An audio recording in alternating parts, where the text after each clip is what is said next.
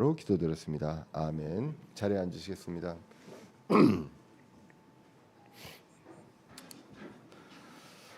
예, 오늘은 누가복음 2장 10절에서 12절 말씀을 통해서 성탄절의 오해와 본질, 성탄절의 오해와 본질이라는 제목으로 같이 말씀을 살펴보도록 하겠습니다. 뭐 저도 어렸을 때부터 초등학교 4학년 때부터 우리 가족 모두 그 교회에 이제 출석을 하기 시작을 했습니다. 당시 이제 썬데이 크리스찬으로 늘 기다렸던 때가 이제 크리스마스 12월 25일 요 때였습니다.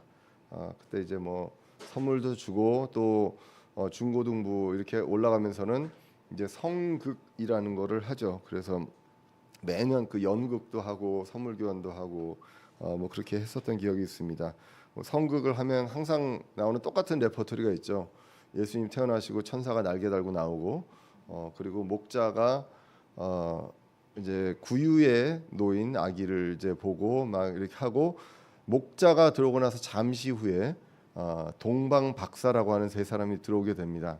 뭐 그런 내용들로 인해서 막 그 연극을 했던 기억이 납니다. 그리고 특별히 또 기억에 나는 거는 12월 25일로 넘어가는 새벽에 혹시 뭐 했는지 혹시 아세요? 새벽송이라는 걸 했습니다.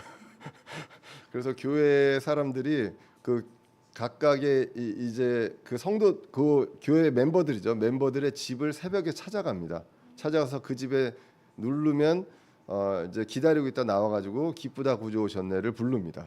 예, 그렇게 하고 뭐 집에서는 뭘 준비해놨던 거를 주기도 하고 굉장히 그래도 저한테도 굉장히 그 추억이었고 뭐 나쁜 의도는 하나도 없는 것 같습니다. 좋은 의도이기는 한데 이게 나중에 이제 우리가 제가 이제 성경에 대해서 알게 되고 킹제임스 성경에 대해서 알게 되고 부터는 이게 동심이 파괴가 되는 거예요. 완전 동심 파괴였습니다. 예, 그래서 오늘은 그래도 여러분들 많이 우리 동심례교회 분들은 많이들 알고 계시는 내용입니다. 그러나 아이들도 있고 또 새로 이제 하나님을 믿으신 지 얼마 안 되는 분들이 있기 때문에 다시 한번 요거는 좀 반복해서 이야기를 할 필요가 있다라고 해서 오늘 말씀을 드리고자 합니다.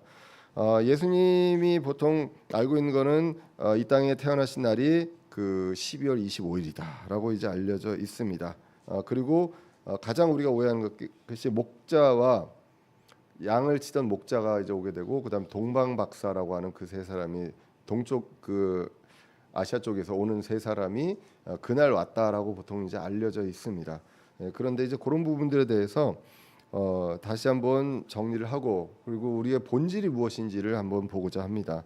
오늘 본문 이제 2장 1절 2절은 누가복음에 그러니까 보통 이제 예수님에 대한 부분들은 이제 마태복음에도 나와 있고 누가복음에 나와 있습니다. 근데 누가복음은 시간의 순서대로 이제 나왔다라고 누가복음 1장에 이제 나와 있거든요. 그래서 시간의 순서대로 이렇게 봤을 때 이제 로마에서 조세 등록을 하는 그런 명령을 하게 됩니다. 근데 이제 개역 성경이나 다른 영어 성경에서는 이걸 인구조사, 호적조사라고 하거든요.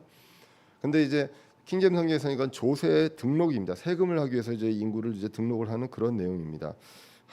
이제 뭐 잘 여러분들 아시다시피 그 불신자인데도 이제 교수님인데 이제 성경에 대해서 많이 이제 공부를 하신 그런 분이 이제 요한복음 강의란 책을 내면서 예수님의 탄생 시기와 그리고 호적 조사 이런 것들은 역사적인 사실이 아니다라는 내용을 이야기를 합니다. 뭐 그분의 다른 저서에서도 로마 제국 전체에 호구 조사를 한 사례가 없다라고 이제 나와 있습니다.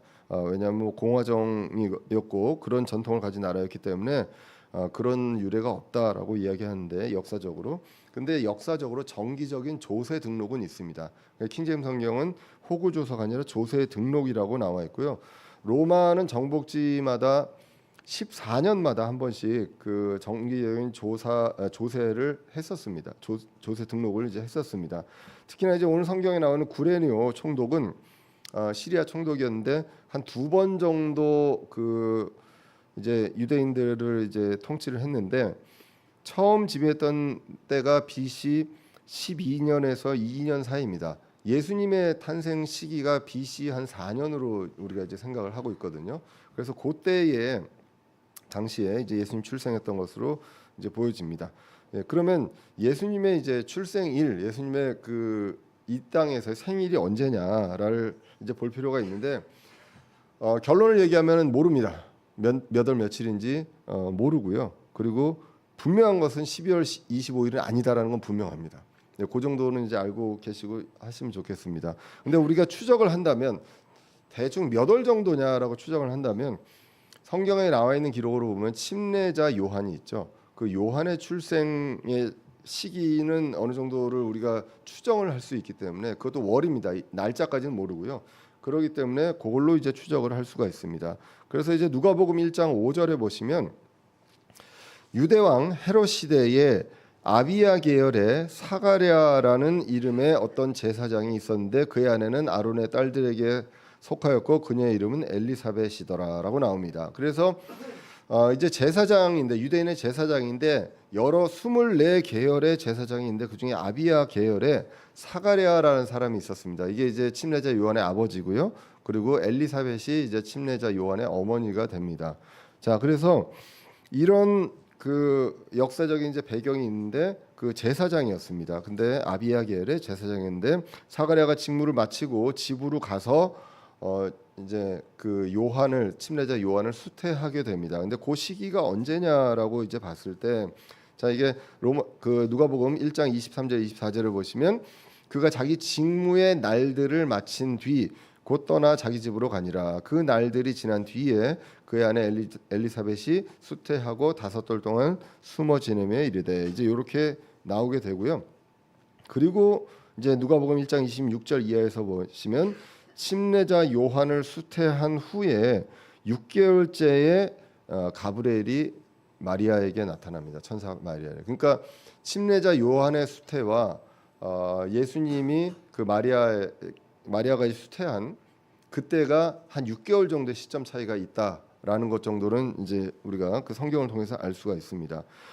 그래서 다시 돌아가서 그럼 침례자 요한이 그 수태한 날이 언제냐, 그때가 언제냐를 이제 봐야 되는데 왜냐하면 거기서부터 시작해서 10개월 정도를 더하고 그 다음에 6개월 정도를 더하면 그게 이제 예수님이 이 땅에 오신 그 그 시기가 되는 것입니다.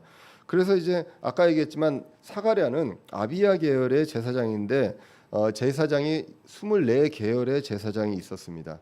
그 중에 8번째가 이제 아비야 계열의 제사장인데 요거 이제 전체 뭐 쭉 그 24계열 다 하면 이제 사실 오늘은 본질을 벗어납니다. 오늘 본질을 얘기하려고 하는데 자 그래서 결국은 그 아비야 계열의 제사장들이 들어가서 이제 제사 업무를 담당하는 때가 언제냐면 5월에서 6월 정도 됩니다. 그게 히브리의 그 달력으로 보면 시반이라고 하는 달력이 3월인데 그게 이제 우리나라 그 지금의 어떤 하면 5월, 6월 정도 됩니다. 그럼 이제 5월, 6월 그때 마치고 한 일주일씩 들어가는 거거든요. 그 계열의 제사장들이 한 일주일씩 들어갔다가 계속 반복 이제 하는데 그때 이제 그러고 나와가지고 이제 수태를 했기 때문에 한 5, 6월 정도에 수태를 했지 않았느냐라고 이제 보여집니다. 그러면 다시 이제 넘어가면 거기서부터 6개월을 더 플러스하면 아마도 예수님이 그 마리아에게서 이제 수태됐을 때가 한 11월에서 12월 정도라고 이제 추정이 되고요. 그리고 그 다음에 이제 침례자 요한은 한 3월에서 4월에 출생을 했을 것이라고 보여집니다. 그때가 아마도 이제 6월절 기간이었을 것이다라고 그 많이들 성경학자들이 이제 이야기를 합니다. 뭐 요 내용은요 독립침례교회 킹제임스 성경만 주장하는 게 아니라 성경에 대해서 시기를 보시는 분은 다 그런 거기 때문에 새로운 건 아닙니다. 근데 뭐 어떤 이유인지 모르겠습니다. 근데 이 내용들을 목사님들도 모르시진 않는데 다 기성교회도 근데 보통 이제 얘기를 안 하시고 이제 12월 25일을 이제 기쁘다 구주 오셨네로 이제 하게 됩니다. 그래서 결국은 다 이런 것들을 따져 보면 예수님이 이 땅에 오신 때는 한 9월에서 10월 정도 되지 않겠냐, 한 10월 정도로 보통 추정을 합니다. 또 한 가지의 근거가 뭐냐면 처음에 예수님이 이제 그 탄생했을 때 구유에 있을 때 그때가 목자가 양을 치던 방목을 하던 때거든요. 근데 그때는 그 당시에 이제 그 유대 지방에서는 목자가 양을 방목하던 때는 3월에서 10월 말 정도였다고 합니다. 그 이유는 추워가지고 안 되는 거죠. 그러니까 12월 달에 목자가 그 양을 방목하다 갔다 이거 자체는 이제 이야기가 안 되는 것이죠. 자, 그래서 결국은 예수님이 그 탄생하신 시기는 한 10월 정도라고 대략 날짜는 전혀 모른다는 거예요. 그러면 아니 12월이 그럼 예수님이 마리아가 이제 예수님을 수태한 때가 12월 아닙니까? 그럼 그것도 크리스마스라고 볼 수 있지 않습니까라고 할 수 있지만 그래도 12월 25일인지 아닌지 모릅니다. 정확하게 아무리 해도 그렇기 때문에 우리가 보통 12월 25일을 크리스마스라고 하는 거는 예수님 태어나신 날이라고 하고 이 땅에 오신 날이라고 하고 보통 이제 뉴스에도 12월 24일 날 24일 날 기념 예배를 성탄 기념 예배 드리고 그 대형 교회에서 예배 드리는 거를 그 뭐 카메라로 찍고 뉴스에 방송을 하고 이제 그런 내용들을 보게 됩니다. 근데 그런 것들은 아니다라는 것 혹시 동심 파괴가 되신 분들이 있는지 모르겠습니다. 일단 그렇게 오늘 본문이 누가복음 1장부터 쭉 보면 이제 이렇게 진행이 됩니다. 그래서 조세 등록을 위해서 이제 그 요셉과 마리아는 나사렛에서부터 베들레헴으로 가게 됩니다. 왜냐하면 고향으로 가야 되거든요. 그래서 이제 고향으로 가게 됩니다. 그게 이제 누가복음 2장 4절에 나옵니다. 요셉도 다윗의 집과 혈통에 속하였으므로 갈릴리의 나사렛 시에서 나와 유대로 올라가 베들레헴이라 하는 다윗의 도시에 이르러라고 나오게 됩니다. 그래서 베들레헴에 가게 됩니다. 이 베들레헴은 다윗의 집과 혈통에 속한다. 다윗의 고향도 베들레헴이었습니다. 그리고 다윗의 증조 할아버지가 이제 보아스죠. 이 보아스도 보아스 룻과 결혼한 이 보아스의 고향도 베들레헴입니다. 베들레헴은 원래 원어로 그 어원을 하면 이제 빵집이라고 합니다. 빵을 하는 그 곳이라고 빵을 만드는 곳이라고 합니다. 그래서 베들레헴에서 빵이 납니다. 그렇게 보면 참 상징적으로 이게 꼭 그렇다는 건 아니지만 성경의 이 여러 가지 지명이라든가 이 여러 가지 역사적인 이런 부분들이 상징적인 것들도 꽤 있습니다. 예수님을 뭐라고도 얘기하냐면 생명의 빵이라고 이야기하거든요. 그래서 요한복음 6장 35절에 보시면 예수님께서 그들에게 이르시되 내가 곧 생명의 빵이니 내게 오는 자는 결코 줄이지 아니할 것이요 나를 믿는 자는 결코 목마르지 아니하리라라고 이야기합니다. 그래서 생명의 빵 그 어떤 베들레헴의 의미가 이제 그런 의미가 있습니다. 그래서 이제 요셉과 마리아는 베들레헴으로 오게 됩니다. 그럼 이 베들레헴으로 왜 오게 되느냐? 그들은 이제 조세 등록을 하기 위해서 그냥 고향으로 오는 거였습니다. 어떠한 사실과 뭐 예수님 하나님의 계획 이런 것들은 전혀 모르고 굉장히 먼 거리를 한 100km 정도 되는 거리를 이제 오게 됩니다. 그런데 이것은 성경에서 이미 예언되어 있던 그러한 내용입니다. 미가서 5장 2절에 보면 그러나 너 베들레헴 에브라다야 내가 유다의 수천 가운데서 작을지라도 이스라엘에서 치리자가 될 자가 내게로 나오리라. 그의 나아감은 옛적부터 있었으며 영원부터 있었느니라라고 기록을 합니다. 이 베들레헴은 성경에서 한 곳만 나오지 않습니다. 지명이 그 같은 곳이 다른 곳에 또 있거든요. 그래서 성경에서는 그 중에서 베들레헴 에브라다라고 콕 찍어서 얘기합니다. 이 베들레헴 에브라다에서 날 것이다라고 예수님에 대한 예언을 하게 됩니다. 그래서 여기서도 보면 그의 나아감은 옛적부터 있었으며 영원부터 있었느니라. 이분이 세상에 오셨지만 그때부터가 아니라 이미 그 전부터 계신 하나님이다라는 것들을 미가서 5장 2절에서 이야기를 하고 있습니다. 그래서 요셉과 마리아는 이 이유를 모르지만 갔습니다. 근데 오히려 동방 박사, 우리가 동방의 지혜자라고 킹제임스 성경에 되어 있는데요. 동방의 지혜자들도 이 미가서를 보고 옵니다. 그 별을 보고도 오지만 이게 이제 예수님을 뜻하는구나 하고 이제 동방의 지혜자가 이것을 보고 오는 게 이제 마태복음 2장 6절에도 있습니다. 이 내용은 이제 대언자들을 통해서 주님께서 약 한 750년 전에 말씀하신 내용인데 이것이 이루어지게 이제 함이었습니다. 이제 조세 등록을 위해서 마리아는 한 요셉과 함께 100km 정도 그때 거리를 이제 이동을 했는데 그때는 마리아는 만삭이었습니다. 예, 그래서 이제 만삭 때 나와 있던 내용이 이제 2장 5절 6절에 나오게 됩니다. 그리고 이제 그 출산을 하게 되죠. 그게 이제 2장 7절에 나와 있습니다. 그래서 누가복음 2장 7절을 보시면 그녀가 자기의 맏 아들을 낳아 포대로 싸서 구유에 뉘었으니 이는 여관에 그들을 위한 방이 없었기 때문이더라라고 나옵니다. 성경에서는 분명히 얘기합니다. 맏 아들이라고 얘기합니다. 맏 아들이라는 거는 다른 형제가 있었거든요. 예수님의 육신적인 형제가 있었습니다. 그래서 이 맏 아들이라고 합니다. 성경에서는 예수님이 처녀의 몸에서 이제 나오실 것이라고 합니다. 그래서 마리아가 처녀의 몸으로 수태돼서 그 출산을 하게 된 그분이 이제 예수님이 되는 것이죠. 하나님이 예수님이고 그 다음에 형제들은 그렇지 않죠. 그렇기 때문에 우리가 사도신경에서 동정녀 마리아 이렇게 얘기하거든요. 사도신경을 외워보신 분들이 있는지 모르겠지만 사도신경은 동정녀 마리아에게 나시고 하는데 동정녀라는 거는 처음부터 끝까지 처녀라는 얘기거든요.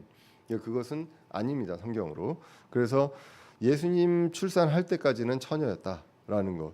근데 그때에 예수님을 맏 아들로 이제 출산하셨다라는 내용이 이제 나오게 됩니다. 이 부분도 성경에 예언이 되어 있습니다. 이사야서 7장 14절에 보시면 그러므로 주께서 친히 한 표적을 너에게 주시리라 보라 처녀가 수태하여 아들을 낳고 그의 이름을 임마누엘이라 하리라라고 기록을 하고 있습니다. 예수님이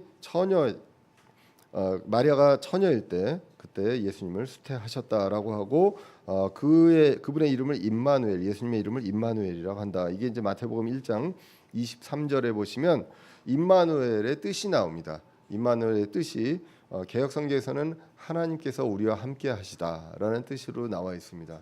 그래서 이제 많은 그 대형 교회 이제 성가대라고 하죠. 성가대가 보통 이제 대형 교회는 이제 1, 2, 3부 이렇게 드리면 그 각각의 예배마다 성가대가 다 다릅니다. 그래서 아주 그 전공자 전문가들로 이제 성악을 하시는 분들은 많이 이루어져 있는데 대부분 거기에 이제 있는 성가대 이름 중에 할렐루야 성가대가 있고요.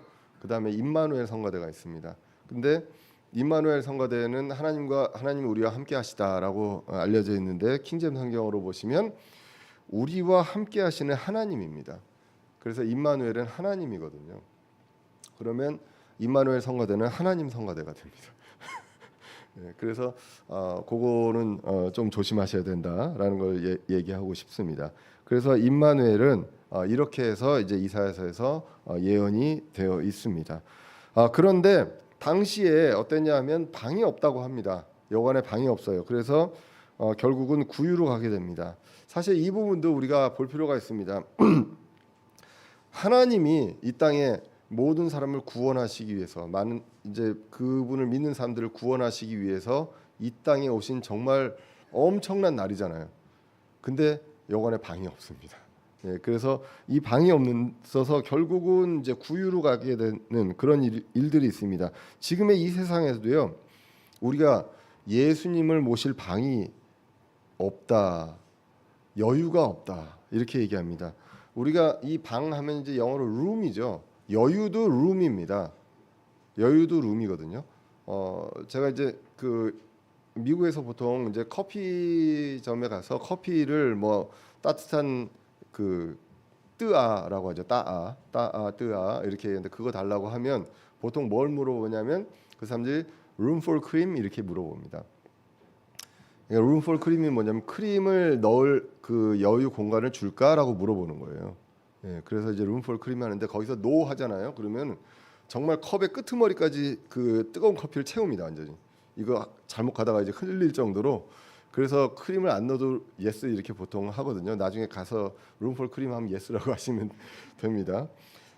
그래서 이 여유가 있느냐라는 것이죠. 우리가 많은 바쁜 시대에 예수님을 우리와 함께할 그 예수님을 받아들일 여유가 있느냐, 시간적 여유가 있느냐, 어떤 여러 가지 여유가 있느냐, 이 부분들에서 많이 다들 바빠서 지금 내가 해야 할 일이 있어서라고 이야기합니다. 우리 제가 가깝게 지낸 동료 교수는 그렇게 얘기합니다. 저보고 내가 언젠가는 저와 함께 교회를 가겠다고 그러더라고요. 근데 지금은 안 된다. 일단은 여러 가지 이 일도 많고 내가 이 일을 하기 위해 술을 마셔야 되고 그런 얘기를 합니다. 과연 여기에 그 당시에도 예수님이 오셨는데도 방이 없었고 여유가 없었습니다. 지금도 어쩌면 이 세상은 예수님을 받아들일 여유가 없는 사람들이 많지 않나. 이렇게 이제 우리가 다시 한번 돌아볼 필요가 있습니다. 그래서 소나 말, 가축을 먹이는 그런 통입니다. 그 구유에 들어가셨습니다. 가장 낮은 곳으로 가셨다. 예수님께서 결국은 이 땅에 와셔서 처음부터 겸손하셨고요.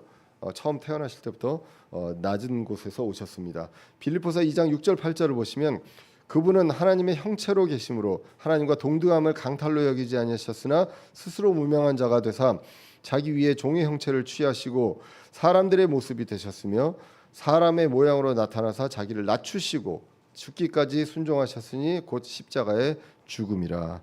이렇게 낮추셨다라고 기록을 합니다. 이것도 많은 성경에 이제 예언이 구약 성경에 이제 예언이 되어 있습니다. 자, 그런데 이제 그 무렵에 태어나신 그 무렵에 그 지역에 이제 목자들이 들에서 양을 치고 있었다라는 게 이제 8절에 나옵니다. 그래서 2장 8절에 보면 목자가 나오고요. 여기서 이제 목자는 원래 이제 그 원어로 보면 포이맨입니다. 포이맨은 목자고요. 그 에베소서 4장 11절에 이거를 이제 목사로 패스터로 한 거 외에는 다 이제 목자로 번역을 했습니다. 그래서 결국 양떼를 먹이고 보호하고 인도하는 그러한 사람이고요.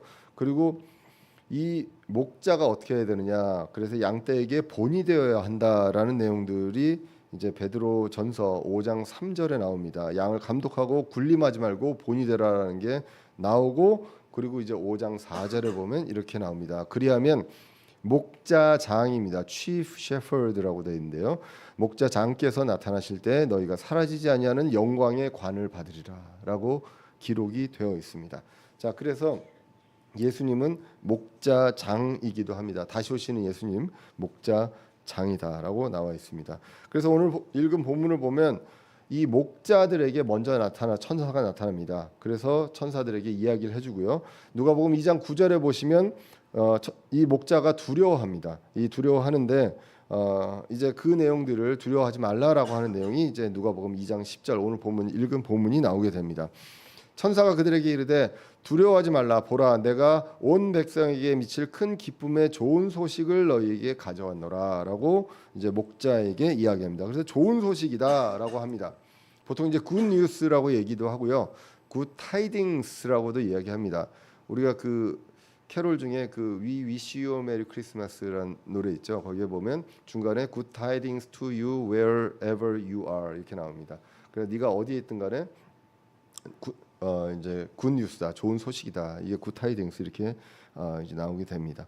자, 그래서 온 백성에게 미칠 큰 기쁨의 좋은 소식을 가져왔노라라고 이야기하면서요. 그러면서 이제 11절 12절로 이어지면서 표적을 이야기합니다. 이 표적을 얘기하는데 뭐냐면 이날 다윗의 도시에 너희를 위해 구원자 곧 그리스도 주께서 태어나셨느니라. 이날에 지금 오늘 태어났다.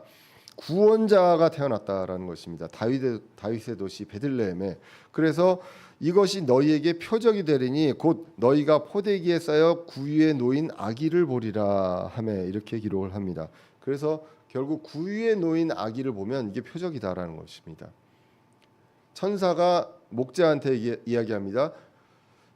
구원자인 그리스도가 왔다. 근데 그 표적을 내가 알려주겠다. 근데 알려주는데 어디냐라고 하면 여관방에 있는 어디에 어디 가정집에 있는 잘 쌓여져 있는 아기를 보고 구원자가 왔다라는 게 아니라 구유에 있는 아기를 보면 그것이 표적이다라는 것입니다. 이 굉장히 특이한 케이스지 않습니까?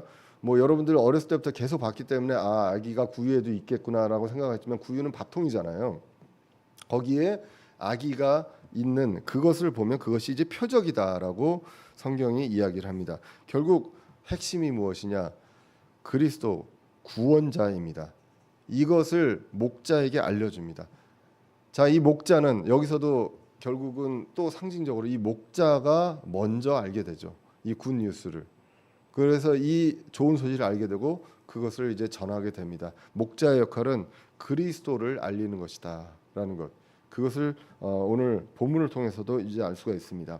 그렇게 하고 이제 13절에 하늘의 군대의 무리가 천사와 함께 하나님을 찬양하며 이제 말을 하고요. 그리고 이제 14절에 대한 내용이 나옵니다. 이 2장 14절은 굉장히 유명한 구절이죠. 가장 높은 곳에서는 하나님께 영광이요 땅에서는 평화와 사람들을 향한 선하신 뜻이로다라고 이야기를 합니다. 늘 하늘에는 영광이요 땅에는 평화다라고 이야기를 합니다. 이렇게 이제 찬송을 천사들이 이제 찬양과 찬송을 하게 됩니다. 그래서 땅에서는 평화와 사람을 향한 선하신 뜻이 있다. 주님께서 사람을 향한 계획과 일이 있다라는 것을 이제 이야기를 합니다. 그런데 우리가 잘 생각을 해보면 과연 이 당시에 예수님 오심으로 모든 평화가 이루어졌느냐라는 것이죠. 그렇지는 않거든요. 그래서 성경적으로 봤을 때 이러한 것들이 결국 무엇을 얘기하느냐? 초림과 재림을 같이 이야기한다. 재림의 문맥으로 이야기를 한다라고 이야기합니다. 왜냐하면 누가복음 12장 51절에 보시면 너희는 내가 땅에 화평을 주러 온 줄로 생각하느냐? 내가 너에게 이르노니 아니라 도리어 분열이니라라고 얘기합니다. 그래서 분열이 일어나게 됩니다. 세상과 분리하게 되고요.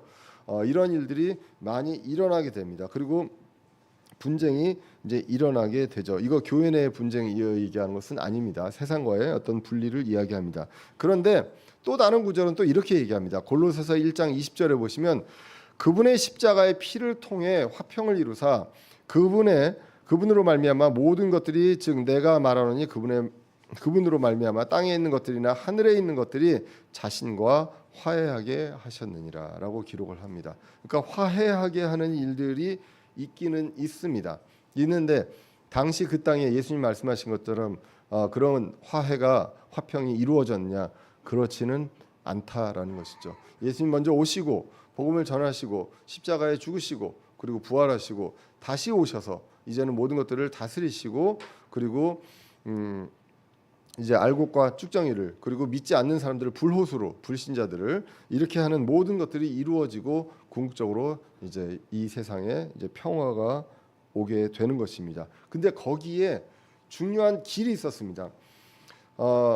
아담이 죄를 짓고 하나님과 인간은 원수지간이 되었죠. 그래서 이 화해가 필요한데 할 길이 없었습니다.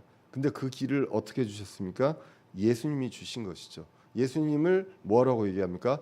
화해 헌물이라고 말씀하거든요. 성경에서 화해 헌물로 주셨기 때문에 이 길이 열렸습니다. 그래서 예수님은 뭐라고 말씀하십니까? 내가 길이요 진리요 생명이라고 이야기를 하거든요. 이 길 외에는 갈 수가 없다. 이 길을 만들어 주셨습니다. 이제는 믿는 사람들이 하나님과 화해할 수 있는 길이 열렸습니다. 이 모든 것들을 마지막에 이 세상의 화평을 이루는 것 예수님 다시 오시고 나서 이제 하게 됩니다. 그래서 이제 구약의 성경에 예수님에 대한 예언을 보면요. 거의 대부분은 재림에 대한 내용입니다. 영광 속에서 오신다. 그리고 다스리신다. 이런 내용이 많고요. 그리고 아주 일부가 초라하게 오셔서 고난 받으시고 십자가에 죽으시는 그런 내용들 이사야서 53장이나 이런 내용들을 보면 이제 그러한 내용들로 이루어진다라고 보시면 되겠습니다. 그래서 이제 이사야서 9장 6절에도 보시면 이는 한 아이가 우리에게서 태어났고 한 아들을 우리에게 주셨는데 그의 어깨에는 정권이 놓이고 그의 이름은 놀라우시니 조언자 강하신 하나님 영존하는 아버지 평화의 통치자라 할 것이기 때문이라라고 이렇게 이제 재림하셨을 때 이렇게 할 수 있는 그런 부분들의 구약에 대한 예언이 많습니다. 그래서 이 복음은 무엇을 얘기하느냐? 예수님이 이 땅에 오신 것만 얘기하는 것이 아니라 우리에게 화해헌물이 되셨고 그리고 부활하셨고 우리도 같이 부활을 하고 그리고 이제 영원히 함께한다는 그러한 내용입니다. 그렇기 때문에 이것이 전체가 예수님이 오시고 죽으시고 부활하시고 우리도 함께 부활할 것이다라는 이 전체적인 내용이 고린도전서 15장에 기록이 되어 있는 것입니다. 자, 그래서 결국은 우리는 본질을 봐야 합니다. 날들을 기념하고 그 행위에 대한 것이 아니라 복음에 대한 것. 이것이 이제 예수님이 이제 사역이 이 땅에서 시작되는 이때가 바로 그날이다라고 이제 보시면 되겠습니다. 자, 그래서 결국은 이러고 나서 이제 15절에 보시면 목자들이 베들레헴으로 가게 됩니다. 그리고 16절, 17절에 보면 마리아와 요셉에게 그 찾아가서 천사의 말을 이제 목자가 전하게 됩니다. 그러면서 결국은 목자들도 표적을 본 거죠. 구유에 놓인 아기를 보게 된 것입니다. 그래서 진짜로 구원자가 오시는구나, 천사의 말이 맞구나, 이런 것들을 확신을 얻게 됩니다. 18절에 보면 주위에 사람들이 있었던 것으로 보여집니다. 들은 자들이 이상하게 여겼는데 19절에 마리아는 보면 이 모든 일을 마음속에 간직하고 깊이 생각했다고 합니다. 이것이 이제 마리아의 믿음입니다. 말씀을 믿고 확신하는 내용이 나오게 됩니다. 그리고 이런 일이 있고요. 약 2년 후에 마태복음 2장에 그 동방박사, 동방의 지혜자 사건이 있습니다. 그래서 이게 이제 또 하나의 이제 오해다라는 것이죠. 근데 신기한 거는 이제 중세에 여러 그 유명한 화가들이 그린 그림들이 있거든요. 동방박사에 대한 그림이 있으면 이게 이제 그 동방박사가 갓난 아기를 만나러 와요. 이제 그런 그 스토리로 다 그려져 있습니다. 대부분. 근데 걸어다니는 아이를 이렇게 하는 경우는 이제 안 나와 있어요. 근데 이게 이제 성경적으로는 맞지 않다라는 것입니다.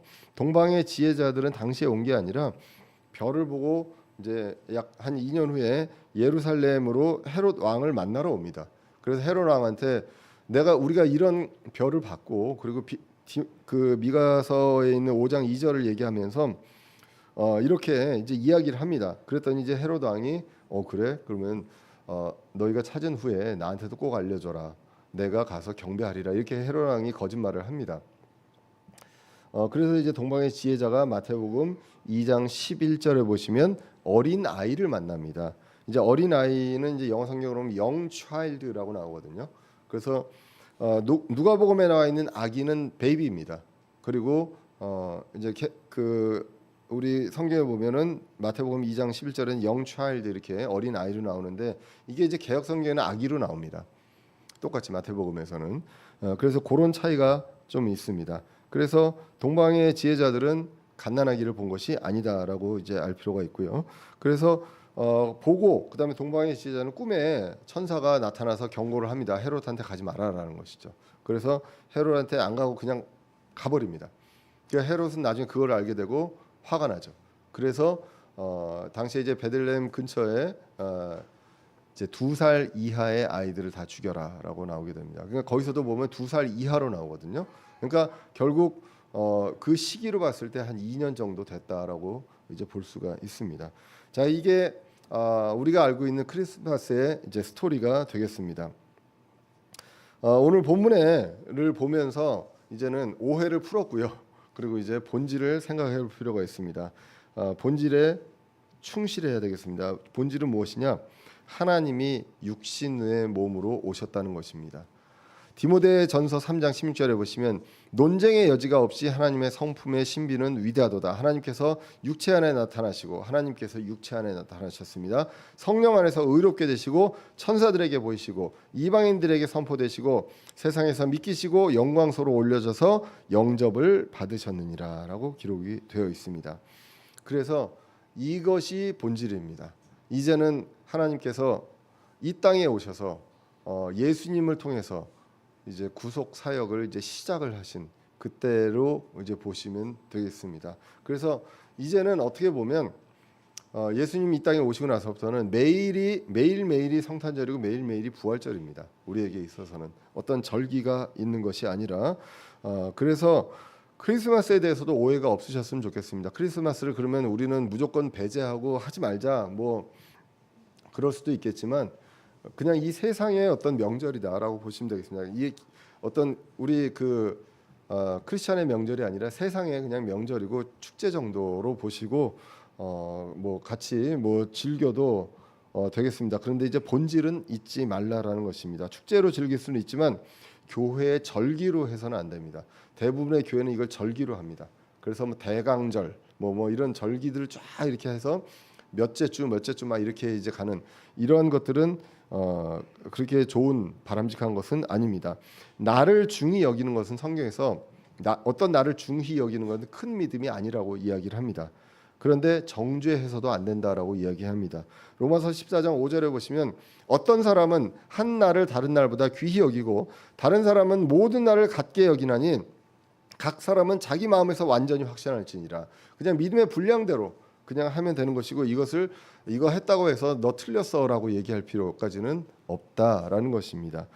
그런데 분명한 것은 이것은 나를 지키고 이제 중요시하는 것은 이제 초등 원리다라고 성경은 이야기를 합니다. 갈라디아서 4장 10절 11절에 보시면 너희가 날과 달과 때와 해를 지키니 내가 너희를 위하여 헛되이 수고하였을까 너희로 인해 염려하노라라고 하는데 요 구절 바로 전에 갈라디아서 4장 9절에서 이러한 것들을 초등 원리라고 성경이 이야기를 하고 있습니다. 그래서 나를 굳이 이제 할 필요는 없습니다. 그래서 저희가 사실은 뭐 연말 행사도 하고 이제 크리스마스 주간이 돼도 웬만하면 이제 그냥 강의 설교 쭉 이어갔습니다. 저희는 그랬는데 한 번은 이제 제가 보니까 요거를 한 2016년에 한번 했더라고요. 그래서 한 7년도 지났고 해서 다시 한번 이제 반복해서 뭐 말씀을 드리는 게 좋겠다라고 이제 이야기해서 말씀을 드립니다. 그래서 성경에 없는 출생일을 무리해서 알려고 하지 말자라는 것이죠. 우리는 무엇이냐? 구원자가 오신 목적이 있고요. 그 의미 결국은 무엇이냐? 복음입니다. 복음의 핵심이 바로 그리스도 구원자다라는 것이죠. 그래서 이것을 생각하고 십자가를 통해서 죄에서 구원받고요. 그리고 구원받은 성도들이 부활합니다. 혼의 구원이 있고 몸의 구원이 있습니다. 혼은 그 즉시 구원을 받습니다. 예수님을 믿는 즉시. 몸의 구원은 약속을 보장받습니다. 내가 그 다음에 부활하는 이 몸의 구원을 내가 어떤 것들을 해서 이루어지는 것이 아니라 그 순간 이제 약속을 보장받고 이제 구원을 받게 되는 것입니다. 그래서 부활을 통해서 영원히 살게 되고 그리고 예수님 재림을 통해서 모든 것들이 완성되게 된다라는 것입니다. 그래서 이 본질을 기억하자는 게 첫 번째 오늘 본문을 통해서 이제 볼 수가 있고요. 두 번째가 주님의 계획 인도하심을 의지하자라는 것입니다. 요셉과 마리아는요 영문도 모릅니다. 그냥 나라에서 하라고 그러니까 그냥 갔습니다. 그래서 먼 거리를 이동했습니다. 만삭 정도 되면 굳이 그렇게 가야 되느냐 할 수도 있겠지만 그냥 갔습니다. 가고 갔는데 그것이 하나님의 계획이었습니다. 여러 가지 우리가 앞으로 있는 일들에 있어서 두려움이 많을 수 있습니다. 그 경험해보지 못한 일들이잖아요. 우리 앞에 있는 일들은 모두 다 경험해보지 못한 일들인데 그것들에 대한 두려움이 많습니다. 이번 주에 그 다른 어떤 이제 학생 상담 센터하고 이제 여러 센터에 있는 교수님들하고 이제 면담을 좀 했거든요. 보통 이제 제가 그 지금 학교에서 하는 일이 이제 민원 처리하는 일입니다. 여러 가지 민원들을 듣고 이제 처리하는 일들을 이제 하고 있는데 그분들하고 이제 얘기하면서 했던 게 요즘 학생 상담해 보면 앞날에 대한 두려움이 굉장히 많답니다. 그래서 그 부분들 때문에 자꾸 도전도 안 하려고 하고 이제 이렇게 한다고 합니다. 근데 뭐 그런 이유들 중에 이제 여러 가지가 있을 수 있는데 이제 너무 정보에 홍수하기 때문에 정보를 너무 많이 아는 거죠. 이제 그래서 오히려 그거에 대해서 두려움이 더 많아지지 않는가라는 생각을 합니다.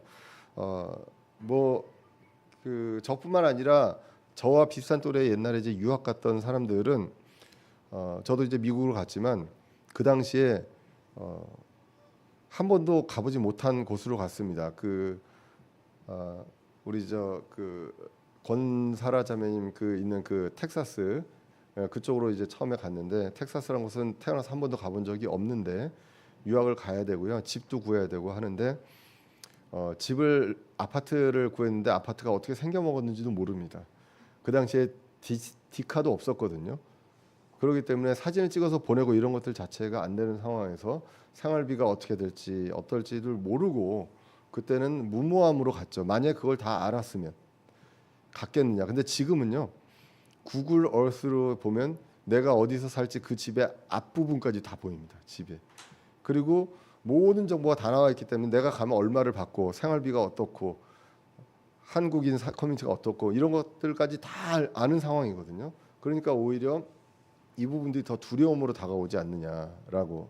거기에 이제 같이 있었던 교수님도 한 분 얘기하시는 게 뭐를 얘기하냐면 요즘 출산율이 낮은 게 TV에서 그 어떤 저 심리 그 박사님이 나오셔서 그 금쪽이들을 막 이제 그 해결을 해주시잖아요. 그러면 거꾸로 애가 나오면 다 금쪽이 같은 그런 애들이 나오면 내가 그 애들을 어떻게 키울까? 예. 그래서 오히려 이 출산에 대한 두려움도 있지 않느냐라고도 뭐 이야기를 하시는 분들도 있더라고요. 그러니까 그 두려움에 대한 얘기들을 많이 했거든요. 근데 우리는 믿는 사람으로서 어떤 두려움이 있어도 하나님이 함께 하시고 하나님이 인도하신다는 그 믿음이 있다는 것입니다. 만삭에 가기 굉장히 어렵죠. 그냥 임신 요즘은 조금만 해도 비행기도 못 합니다. 사실 그게 맞는데 그때 만삭일 때 이제 가게 됩니다. 가게 되고 그 모든 것들이 결국은 하나님의 계획으로 그 도시에서 반드시 태어나야 하기 때문에 그 구약의 예언을 모든 것들을 정말로 기가 막히게 다 성취하기 위해서 이런 모든 것들이 이루어졌다라는 것을 보게 됩니다. 거꾸로 보면 우리는 안 가본 길이지만 우리는 그것에 대해서 도전할 수 있다. 왜? 하나님이 우리와 함께 하시기 때문에. 앞으로 내년에 어떤 어려움이 있을지 모르겠습니다. 그리고 이제 생각하지 못했던 치료를 받으시는 분들도 있을 수 있고 또 병이 또 몰랐던 병이 생길 수도 있고요. 몰랐던 어려움이 생길 수도 있습니다. 그런데 그래도 우리가 실망하고 낙심하지 않을 수 있는 것은 우리는 다 하나님께서 모든 것들을 약속해 주신 약속을 보장받은 사람들이기 때문입니다. 약간의 두려움은 있을 수 있지만 그것을 나아가지 않을 정도의 어떤 두려움이냐, 우리는 그렇지 않다라는 것을 우리가 오늘 성경을 통해서 이제 볼 수가 있습니다. 세상의 바쁨과 어려움 속에서 우리는 복음의 본질을 잊지 말아야 합니다. 그리고 지금 이해가 되지 않더라도 주님의 인도하심을 의지하고 우리가 나아갈 필요가 있습니다. 목회자와 성도 모두 그리스도만 바라보고 성장하고 주님의 다시 오심을 기쁨으로 기다리는 저와 여러분들 되어야 하겠습니다. 이것을 위해서 내년 한 해도 우리가 함께 서로 의지하고 세워주고 격려하면서 나아갈 수 있는 저희들 되시기를 간절히